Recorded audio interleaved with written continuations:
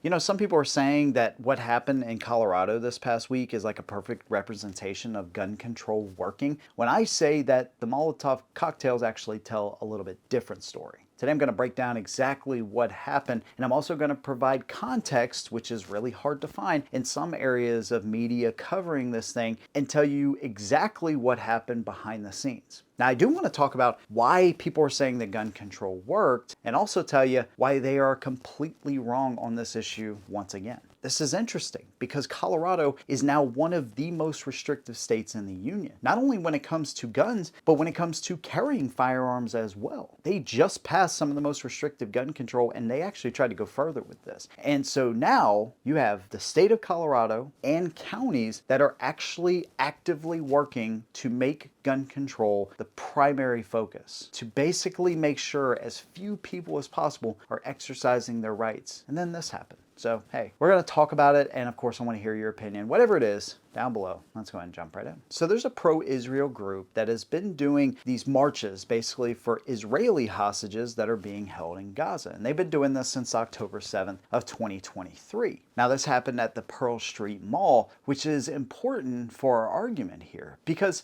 essentially what Colorado has done since 2013 when the Aurora tragedy happened is they've pushed for more gun control. Universal background checks, magazine restrictions, and even in 2021, they actually said that cities and counties can pass stricter gun control measures than even what the state can. So Boulder takes advantage of that. They consider any place that is a sensitive place to be a gun-free zone. This includes healthcare facilities, the public transport, schools, government buildings, polling places, and yes, the Pearl Street Mall. Now, open carry is banned already in Colorado. Concealed carry, you now, as of July 1st of this year, you're going to have to go through a mandatory 8-hour class. You're also going to have to get a permit to purchase card. There's a whole lot of other restrictions that they pass, but concealed carry is one of those. And at the Pearl Street Mall, you're not allowed to carry. And so that begs the first question. If there was a concealed carrier in the area, could he have saved more people from getting hurt? I think the answer there is actually pretty clear, that somebody, anybody with a firearm could have stopped this well before that many people actually ended up getting hurt.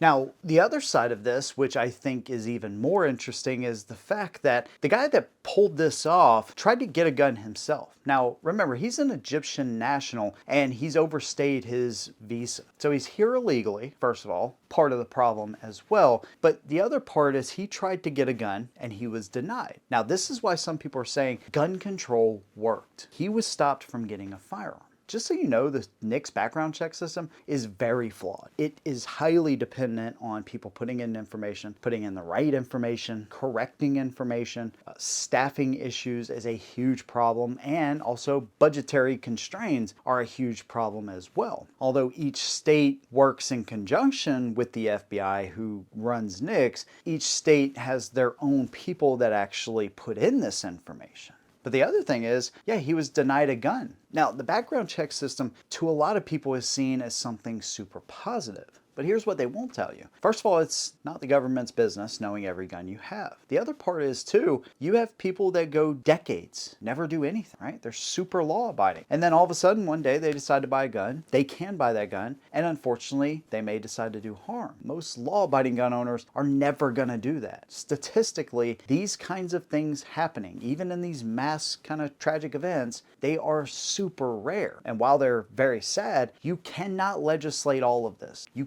cannot preemptively tell people, hey, you shouldn't have a firearm or you can't have a firearm because I think you're going to do something harmful with it, right? So you're going to stop people that have previous convictions, right? If they're prohibited, it's going to stop those kinds of people. It's going to stop people that aren't here legally. But people that just decide to do harm to somebody one day, you can't legislate that, right? Evil will continue to be in this world. And here's the thing, this guy didn't decide to stop just because he was denied a firearm. Did he think about what he was going to do? Did he go home and say, hey, you know, maybe this isn't a good idea? Like, nothing here changed. If he wanted to do more harm, he certainly could have, right? He had enough Molotov cocktails to do a lot more damage. And the point is that people that want to do harm to others will use anything at their disposal. And making them wait 3 days or 10 days or whatever doesn't necessarily mean that they're just going to have a second thought. Maybe some do, maybe some don't, but that's not a guarantee. And so I fail to realize also how a universal background check would have done anything. You know, there's over 1 million denials every single year with NICS, and yet people still talk about, oh, well, universal background checks, and we need to strengthen the background check system,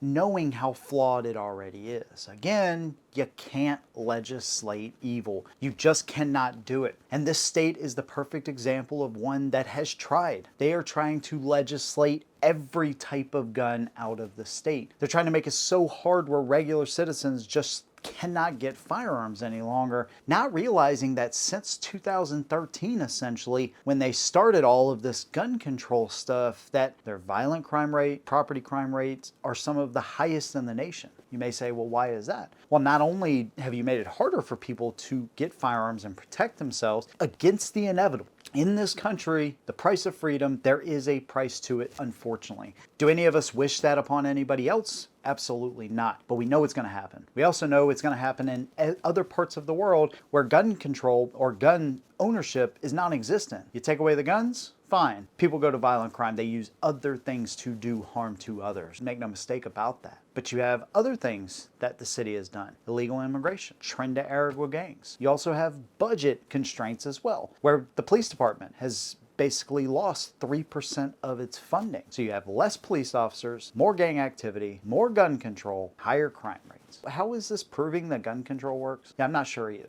And I'll leave it with this. They have proved that illegal immigration, gun control, defunding police departments, and disarming the public has all worked against them. What they need is a major shift in that state to get them back on track. And I can tell you right now, they don't need to have a D next to their name. They need to have a strong conservative and somebody that believes in the right to self-preservation, which unfortunately is something they don't have. They're trying to outdo California, essentially. So there you go, man. I fail to see how gun control works and how people are like saying, oh my gosh, this is so amazing. Yeah, I think the fire and attack here actually tells a quite different story, but of course I'd love to hear your opinion. Let me know what you think down below. If you like what I do, consider subscribing. See you in the next one, and as always, hold them down.